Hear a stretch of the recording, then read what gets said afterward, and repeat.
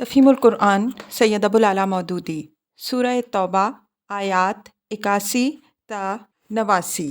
اعوذ باللہ من الشیطان الرجیم۔ فرح المخلفون بمقعدہم خلاف رسول اللہ۔ جن لوگوں کو پیچھے رہ جانے کی اجازت دی گئی تھی وہ اللہ کے رسول صلی اللہ علیہ وسلم کے ساتھ نہ جانے اور گھر بیٹھے رہنے پر خوش ہوئے۔ وَكَرِهُوا أَن يُجَاهِدُوا بِأَمْوَالِهِمْ وَأَنفُسِهِمْ فِي سَبِيلِ اللَّهِ، اور انہیں گوارا نہ ہوا کہ اللہ کی راہ میں جان و مال سے جہاد کریں۔ وَقَالُوا لَا تَنفِرُوا فِي الْحَرِّ، انہوں نے لوگوں سے کہا اس سخت گرمی میں نہ نکلو۔ قُلْ نَارُ جَهَنَّمَ أَشَدُّ حَرًّا، ان سے کہو جہنم کی آگ اس سے زیادہ گرم ہے۔ لَوْ كَانُوا يَفْقَهُونَ، کاش انہیں اس کا شعور ہوتا۔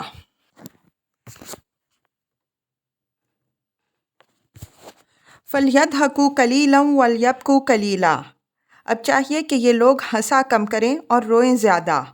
جَزَاءً بِمَا كَانُوا يَكْسِبُونَ، اس لیے کہ جو بدی یہ کماتے رہے ہیں اس کی جزا ایسی ہی ہے کہ انہیں اس پہ رونا چاہیے۔ فَإِن رَجَعَكَ اللَّهُ إِلَىٰ طَائِفَةٍ مِّنْهُمْ، اگر اللہ ان کے درمیان تمہیں واپس لے جائے۔ فَاسْتَأْذَنُوكَ لِلْخُرُوجِ، اور آئندہ ان میں سے کوئی گروہ جہاد کے نکلنے کی تم سے اجازت مانگے۔ فَقُلْ لَن تَخْرُجُوا مَعِيَ أَبَدًا وَلَن تُقَاتِلُوا مَعِيَ عُدُوًّا، تو صاف کہہ دینا کہ اب تم میرے ساتھ ہرگز نہیں چل سکتے اور نہ میری معیت میں کسی دشمن سے لڑ سکتے ہو۔ اِنَّكُمْ رَضِيتُمْ بِالْقُعُودِ أَوَّلَ مَرَّةٍ، تم نے پہلے بیٹھ رہنے کو پسند کیا تھا۔ فَاقْعُدُوا مَعَ الْخَالِفِينَ، تو اب گھر بیٹھنے والوں ہی کے ساتھ بیٹھے رہو۔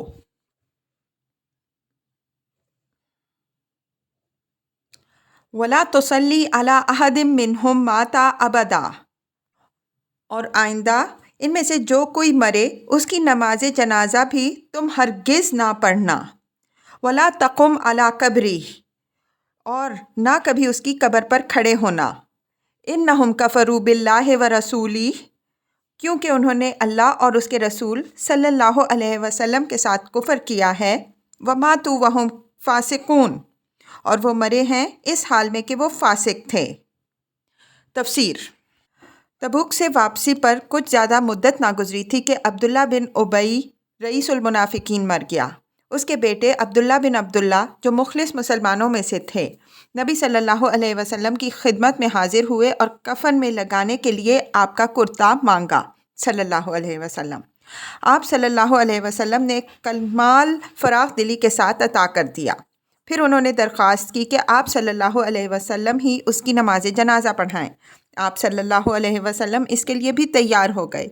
حضرت عمر رضی اللہ عنہ باصرار عرض کرتے ہیں کہ یا رسول اللہ صلی اللہ علیہ وسلم، کیا آپ اس شخص پر نماز جنازہ پڑھیں گے جو یہ اور یہ کر چکا ہے؟ مگر حضور صلی اللہ علیہ وسلم ان کی سب باتیں سن کر مسکراتے رہے اور اپنی اس رحمت کی بنا پر جو دشمن اور دوست سب کے لیے عام تھی، آپ صلی اللہ علیہ وسلم نے اس بدترین دشمن کے حق میں بھی دعائے مغفرت کرنے میں تأمل نہ کیا۔ آخر جب آپ صلی اللہ علیہ وسلم نماز پڑھانے کھڑے ہی ہو گئے تو یہ آیت نازل ہوئی اور براہ راست حکم خداوندی سے آپ صلی اللہ علیہ وسلم کو روک دیا گیا، کیونکہ اب یہ مستقل پالیسی مقرر کی جا چکی تھی کہ مسلمانوں کی جماعت میں منافقین کو کسی طرح پنپنے نہ دیا جائے اور کوئی ایسا کام نہ کیا جائے جس سے اس گروہ کی ہمت افزائی ہو۔ اسی سے یہ مسئلہ نکلا کہ فساق اور فجار اور مشہور بفسق لوگوں کی نماز جنازہ مسلمانوں کے امام اور سربراہان کو نہ پڑھانی چاہیے اور نہ پڑھنی چاہیے۔ ان آیات کے بعد نبی صلی اللہ علیہ وسلم کا طریقہ یہ ہو گیا تھا کہ جب آپ صلی اللہ علیہ وسلم کو کسی جنازے پر تشریف لانے کے لیے کہا جاتا تو آپ صلی اللہ علیہ وسلم پہلے مرنے والے کے متعلق دریافت فرماتے کہ کس قسم کا آدمی تھا، اور اگر معلوم ہوتا کہ برے چلن کا آدمی تھا تو آپ صلی اللہ علیہ وسلم اس کے گھر والوں سے کہہ دیتے تھے کہ تمہیں اختیار ہے، جس طرح چاہو اسے دفن کرو۔ وَلَا تُعْجِبْكَ أَمْوَالُهُمْ وَأَوْلَادُهُمْ، ان کی مالداری اور ان کی کثرت اولاد تم کو کسی دھوکے میں نہ ڈالے۔ انما یرید اللہ ان یعذبہم بہا فی الدنیا، اللہ نے تو یہ ارادہ کر لیا ہے کہ اس مال و اولاد کے ذریعے سے ان کو اسی دنیا کی زندگی میں سزا دے۔ وَتَزْهَقُ أَنفُسُهُمْ وَهُمْ کافرون، اور ان کی جانیں اس حال میں نکلیں کہ وہ کافر ہوں۔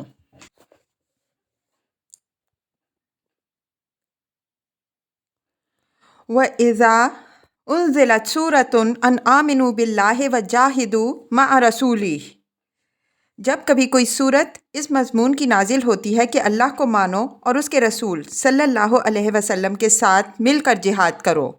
استأذنک اولو الطول منہم، تو تم نے دیکھا کہ جو لوگ ان میں سے صاحب مقدرت تھے وہی تم سے درخواست کرنے لگے کہ وقالوا ذرنا نکن مع القاعدین، اور انہوں نے کہا کہ ہمیں چھوڑ دیجئے کہ ہم بیٹھنے والوں کے ساتھ رہیں۔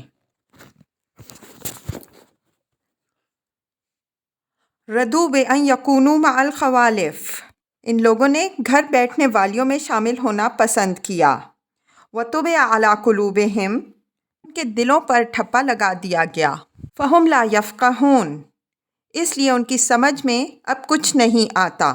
تفسیر، یعنی اگرچہ یہ بڑی شرم کے قابل بات ہے کہ اچھے خاصے ہٹے کٹے تندرست صاحب مقدرت لوگ ایمان کا دعویٰ رکھنے کے باوجود کام کا وقت آنے پر میدان سے نکلنے کی کرتے ہیں اور گھروں میں گھس بیٹھتے ہیں، عورتوں میں جا شامل ہوتے ہیں، لیکن چونکہ ان لوگوں نے خود جان بوجھ کر اپنے لیے یہی رویہ پسند کیا ہے، اس لیے قانون فطرت کے مطابق ان سے وہ پاکیزہ احساسات چھین لیے گئے جن کی بدولت آدمی ایسے ذلیل اطوار اختیار کرنے میں شرم محسوس کیا کرتا ہے۔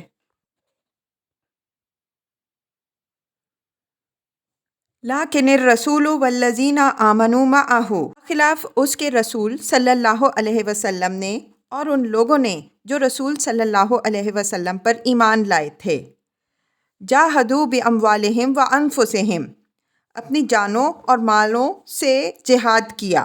واولئک لہم الخیرات، اور اب ساری بھلائیاں انہی کے لیے ہیں۔ واولئک ھم المفلحون، اور وہی فلاح پانے والے ہیں۔ اعد اللہ لہم جنات تجری من تحتہا الانہار خالدین فیہا، اللہ نے ان کے لیے ایسے باغ تیار کر رکھے ہیں جن کے نیچے نہریں بہہ رہی ہیں، ان میں وہ ہمیشہ رہیں گے۔ ذالک الفوز العظیم، یہ ہے عظیم الشان کامیابی۔